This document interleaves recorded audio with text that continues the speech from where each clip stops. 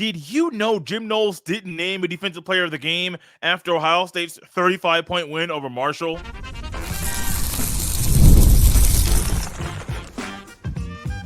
You are Locked On Buckeyes, your daily podcast on the Ohio State Buckeyes. Part of the Locked On Podcast Network, your team every day. Welcome in, Buckeye fans, to a hump day edition of Locked On Buckeyes, part of the Locked On Podcast Network, your team every day, here on Wednesday, September 25th in the year 2024. I'm your host, Jay Stevens, also the host of the Jay Stevens Podcast, and today's episode is brought to you by FanDuel.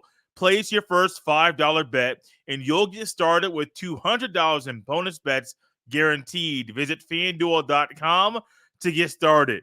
Ohio State won big in the final non-conference game of the season. It was a 49-14 win over Marshall. The Buckeyes dominated. The defense had some mental lapses throughout the first half. The second half for the shutout for the defense. And Ohio State is sitting in a great spot right now near the top of the AP and coaches polls. We started a new trend on the show, naming an offensive and defensive player of the game. Offensively, it was Quinshon Judkins. Defensively, for us, it was Lathan Ransom. But for Jim Knowles, he didn't name a silver bullet of the game. And by the way that he evaluates a team, I think all he is saying is we're keeping the standard high. And by keeping the standard high, you may measure out and grade out as a champion, but that doesn't mean you're worthy of being named the silver bullet of the game. And I like that mindset. I like the mindset of, hey, you gave up 2 touchdowns, got a shutout in the final 2 quarters of the game, but that doesn't mean anything. Did you live up to what it means to be the silver bullet of the game?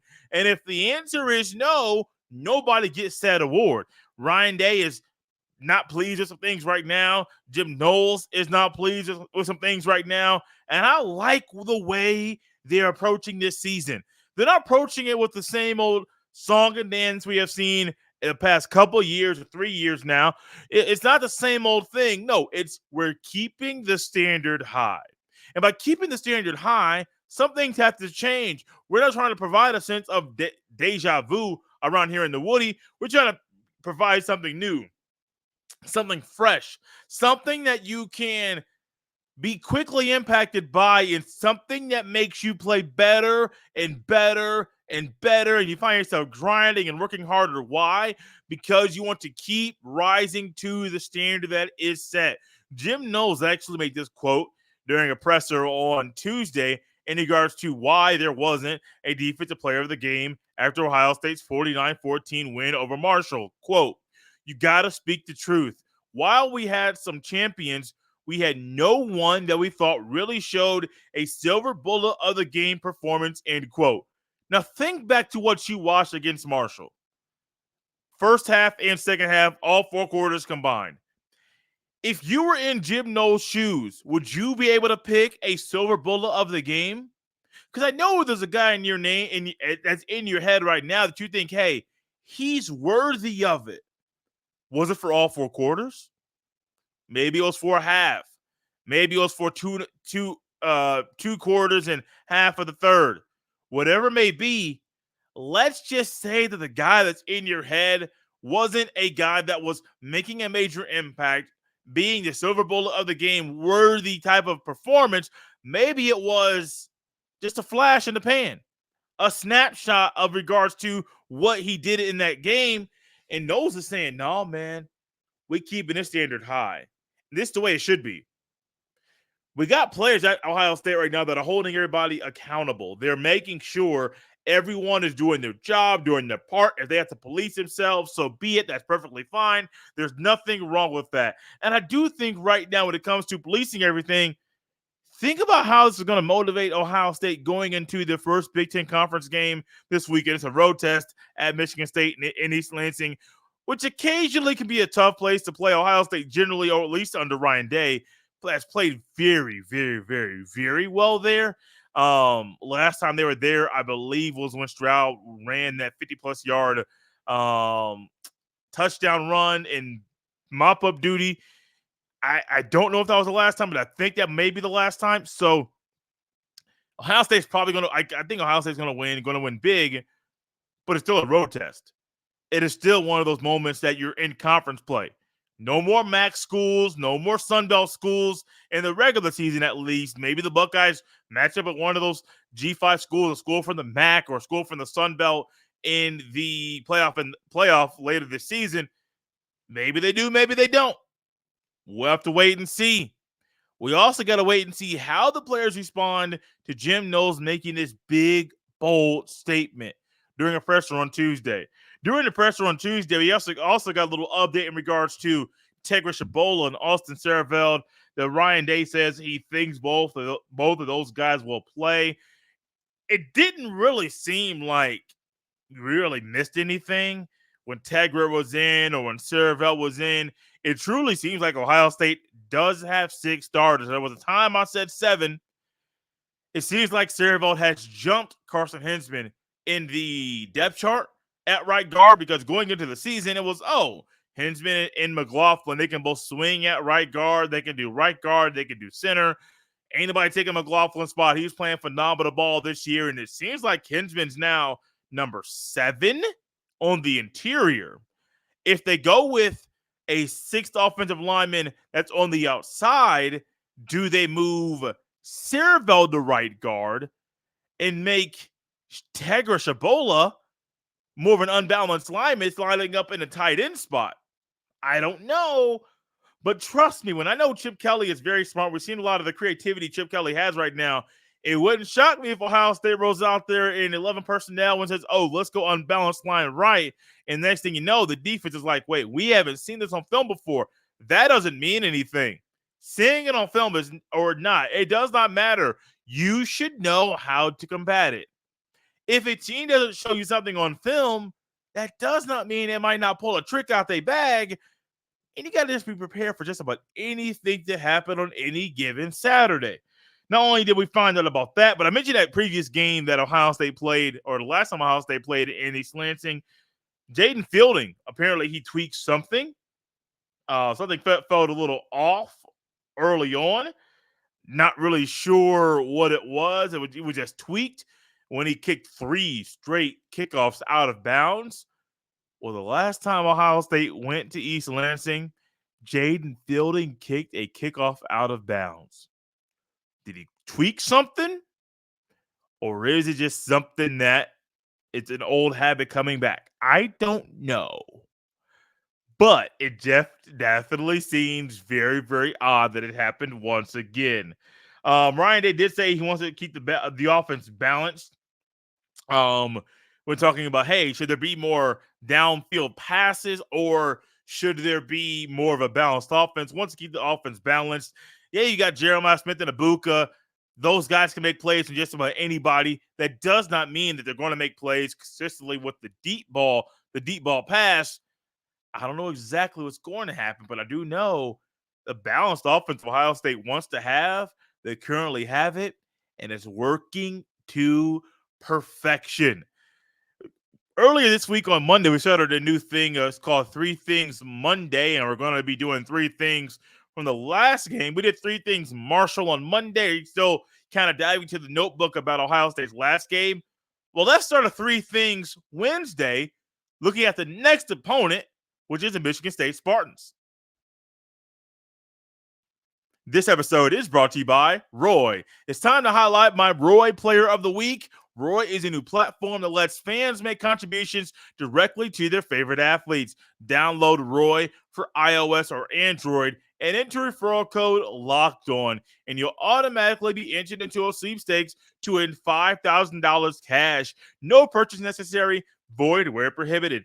This week, we've selected Quinshon Judkins because that bad boy went off. 14 carries, over 170 rushing yards, and 2 trips to the end zone. Y'all, Marshall didn't have an answer. I'm giving Quinshon Judkins $100 on Roy. If you were impressed as we were with his performance on Saturday, you could show him some love too. Just hop on Roy and throw in a few bucks. If everyone pitches in just $10, it adds up fast for Judkins. Now you have the chance to show your appreciation for Quinshon Judkins and his standout performance this week, as well as what he'll continue to bring to your program. Get off the sidelines and into the NIL game with Roy. This episode is brought to you by LinkedIn Jobs. When you're hiring for your small business, you want to find quality professionals that are right for the role. That's why you have to check out LinkedIn Jobs. LinkedIn Jobs has the tools to help find the right professionals for your team faster and for free. LinkedIn isn't just a job board. LinkedIn helps you hire professionals you can't find anywhere else, even those who aren't actively searching for a new job but might be open to the perfect role. In a given month, over 70% of LinkedIn users don't visit other leading job sites. So if you're not looking on LinkedIn, you're looking in the wrong place. On LinkedIn, 86% of small businesses get a qualified candidate within 24 hours. Hire professionals like a professional on LinkedIn. Post your job for free at linkedin.com/lockedoncollege. That's linkedin.com/lockedoncollege to post your job for free. Terms and conditions apply. Thank you for making Locked On Buckeyes your first listen every day. One thing I love is starting new trends, especially in sports. We started one Monday with Three Things Monday, looking back at the last game. We're going to start Three Things Wednesday as we continue to turn the page to the Buckeyes' next opponent. Why not dive into three things about Michigan State? Because the Buckeyes and the Spartans are set to battle it out in prime time on Saturday night. The first thing on my notebook is the guy who was QB1 in East Lansing. It is Aiden Childs, formerly played at Oregon State. His coach at Oregon State is his coach currently this year at Michigan State in Jonathan Smith. So they have that familiarity. They kept the same chemistry. They know what each other wants, which I think is a good little way to start your tenure at a new school if you're Jonathan Smith. The thing about Aiden Childs, he's a dual threat guy, but he gonna sling that rock your way. He has thrown 7 interceptions this year so far, thrown 4 passing touchdowns, almost to the 900 passing yards mark with 891 of the season. His completion percentage is poor at 54.3. He's the third leading rusher for Michigan State this year at 95 rushing yards total this year, 3.5 yards a pop, and 3 rushing touchdowns. So he's 1-to-1 total touchdowns versus interceptions, which is very, very important. But I do think Ohio State, especially with the secondary being hungry, and especially since what we talked about on the last segment, that no Buckeye defender was named Silver Bullet of the game, I do think they're all going to be chopping at the bit to make sure they, one, set the edge on defense, but also, number two, they continue this trend of Aiden Childs throwing the ball all around the yard to the other team. You literally have thrown more balls to the other team that they have caught than touchdowns. That is one of those things. If I'm Tim Walton or Matt Guerrieri, I'm saying, look, he's good. He's talented. He's not efficient. He doesn't really complete the balls at a great clip. And he's going to throw the ball our way. Make sure we capitalize on every opportunity that's right in front of us. Number 2 on my list, not only will he throw the ball away and throw the ball your way, Michigan State is a turnover machine. 10 turnovers total so far this year. 7 interceptions, 3 fumbles that they have lost. 2 interceptions and 1 fumble against FAU. 2 interceptions and 1 fumble against Maryland. Ironically, the FCS school they played, Prairie View A&M, it didn't turn the ball over at all. However, against Boston College a week ago, 1 fumble and Aiden Childs threw 3 interceptions. That is not good for them at all, because Ohio State is one of the schools that every time they're on the field, they can lure you into turning the ball over. They can pull you in, push you into doing things you normally don't want to do. Cody Simon is solid. Do I think he's going to have a great career in the NFL? I don't know. Probably not. If I had to answer that question right now. But I do know this is one of those games that Cody Simon might, at the end of the day, he might just be a stat sheet stuffer. 7 or 8 tackles. He might have a tackle for loss. He might have a sack. He's going to be one of those guys, either scoop and score or an interception. He is just going to be all over the place. And he's going to be one of those guys that's going to try to confuse Aiden Childs as much as he can especially since he's the guy leading the Buckeyes defense. So if I'm Aiden Childs, if I'm Michigan State, and ball security is a little issue, and you have seen what Ohio State has done so far, y'all better be ready for a long night because Ohio State is coming. In the front four, they've heard the noise. They've heard, oh, y'all don't get to the quarterback. Y'all don't get enough pressure. All of this, all of that. Hey, I have been one. I'm not going to shy away from it. I have gotten on the defensive line here on this show because they're not getting the pressure that we believe they should get. What are we basing this off of? The things that we think Ohio State needs to do to win the national championship. Because that's how we grade Ohio State every single year. If they're not getting the things done right now, why should I think y'all going to win the Natty? Just my thought. If you're getting the stuff done now, then I am going to have a stronger belief that you'll win the Natty down the road. Well, what do teams do that win national championships? They have really good defenses and that force teams to turn the ball over. And I do think Michigan State's one of those schools, even with Aiden Childs being a dual threat quarterback, they're going to turn the ball over. And that plays right into Ohio State's defense's hands. And it's going to make the offense score a whole lot more than we probably think they're going to right now. Last but not least, there's issues offensively with turnovers in Aiden Childs. Defensively, though, they're pretty solid, honestly.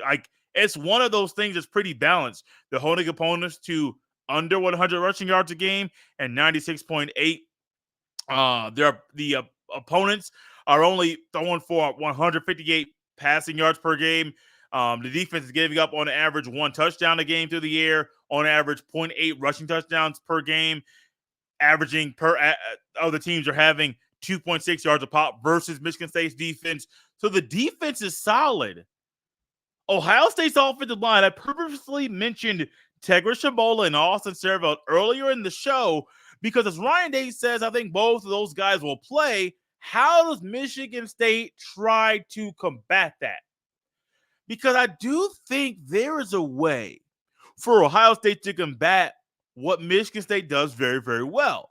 Michigan State will try to put some guys there and try to rotate some things and try to slant and do some different things on the D-line to cause havoc with those guys that are rotating. If you're an offensive lineman, but you're not out there every single play, defensive linemen know that, and they can do so many things to try to confuse you. Absolutely. I think they're going to try to do everything in their power to confuse Ohio State's offensive lineman this weekend.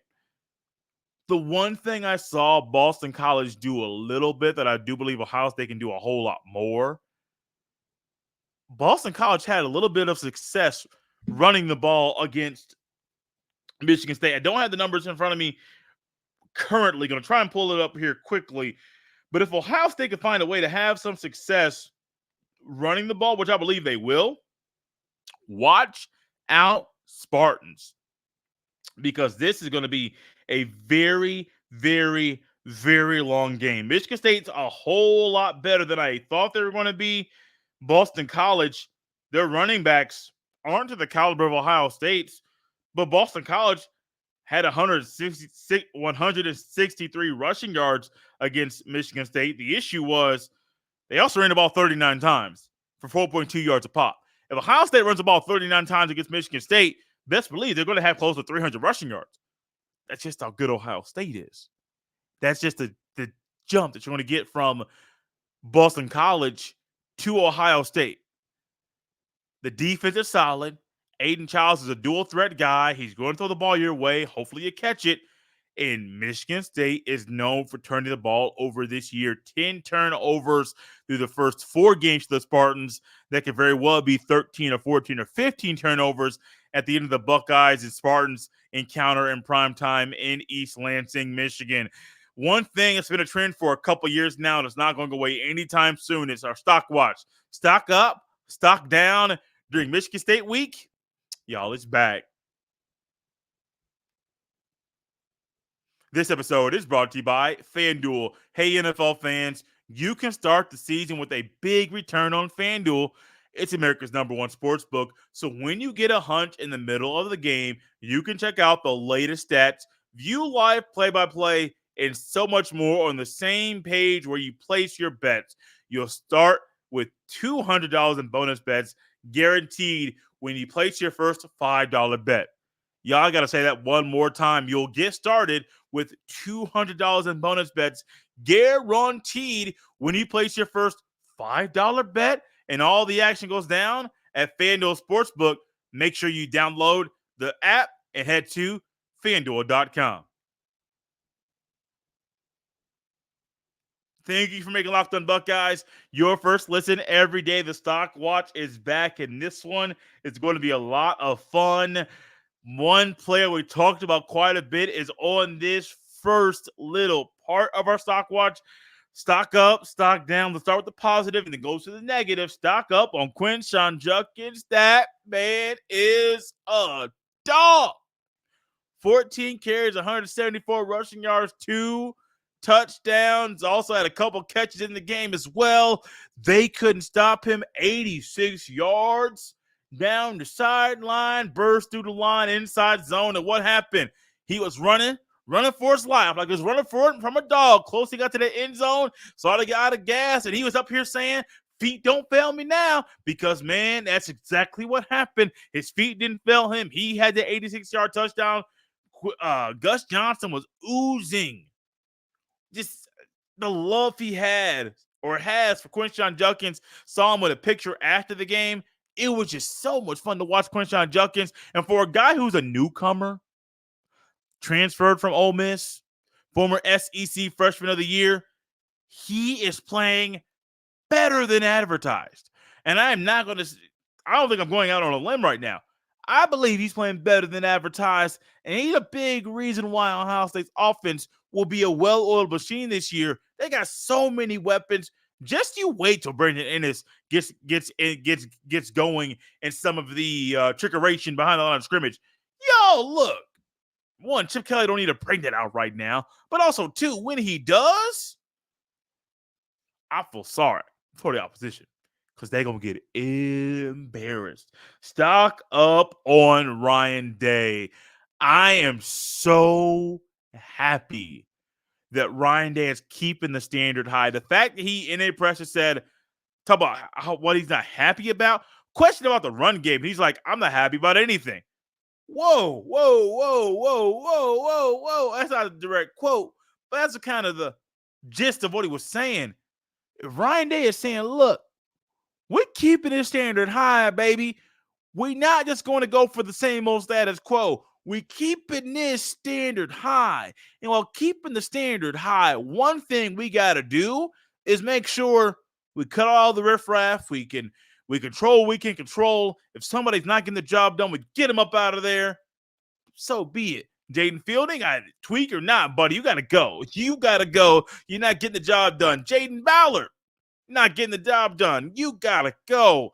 If you're not getting the job done, you got to be removed. And I'm not mad about that. Stock up on Chip Kelly paying homage to Woody Hayes. Now, the T formation we saw on the goal line, I believe it was a QB sneak, which I was like, wait, you come out in the T formation for a QB sneak? I'm here for it. But to get Patrick Gurd on the field, I don't know how many snaps he's had so far this year. I know it's less than 10. And I do think at some point, Patrick Gurd is going to be a part of this offense. I'm not sure how much he'll play, but I do think there's a spot for Patrick Gurd. Maybe it'll be against Iowa. Maybe it'll be this weekend. I am not sure. But whenever it is, his number's called, and he steps up. And that T formation that they come out, and I actually like when they go out there, Gurd, arms out, Judkins and Henderson on either side, arm out. They get that spacing proper. And what's going to happen down the road?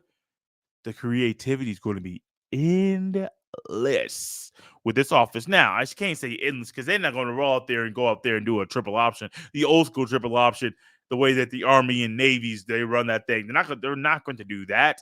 Not with Will Howard, not with any of these quarterbacks. Maybe Lincoln Kienholz, but he ain't ready for the big boys football, big-time football right now. Not yet. I believe he will be, but he's not ready Yeah, I love when you pay homage to older coaches or former coaches and those guys that help pave the way for you. I love seeing that out there. I also would like to see the defense play better. Defense is not, it's still one of the better defenses in the country. 14 points to Marshall. One came on the script in the first drive, which I think is supposed to. Like, if you're going to score on Ohio State's defense, you better do it in the opening drive of the game. You give up that drive, the scoring drive at the end of the first half, which Marshall drove down the field, I believe, from their own 30 down the field to score in a minute and a half. Unheard of. It's silly. It should not happen. But stock down on the defense. I was going into this game, and I believe that Ohio State's defense would not allow Marshall to score at all. That wasn't me saying Marshall didn't have talent, which they definitely do. And I believe we all that watched the game saw the talent that Marshall has. However, having the talent is one thing. Knowing how to use it is another. And Marshall knew how to use the talent in that first half. Now, Stone Earl ended up getting hurt in the second half, and Marshall's offense basically went down the drain. But I like what we got to see. I like what Marshall did, but Ohio State, no. Some of the stuff where Marshall was trying to pick up some confidence, picking up steam in the first quarter and second quarter, that stuff should have been prevented. And then also stock down on the schedule makers. This is one because I'm a college football fan. If I was one that was not covering Ohio State this weekend, I would like to use the quad box and watch multiple games at one time. One of them would be Ohio State and Michigan State. The other one would be Alabama and Georgia. The other one would be Penn State and Illinois. I don't know what the fourth game would be at that time, but I can't. It's on the Peacock. And so now we have to watch the game, Ohio State's game on the Peacock, and there's no way we could do a quad box and watch 4 games at one time. I love the feature on YouTube TV. I love they rolled it out during the NCAA tournament. I thought that was great marketing. I also wish we didn't have to do this thing, the streaming exclusive game. Why are we doing this? Why? I understand Amazon does the Thursday Night Football for the NFL. This is college football. We don't have to go to the streaming only thing for games.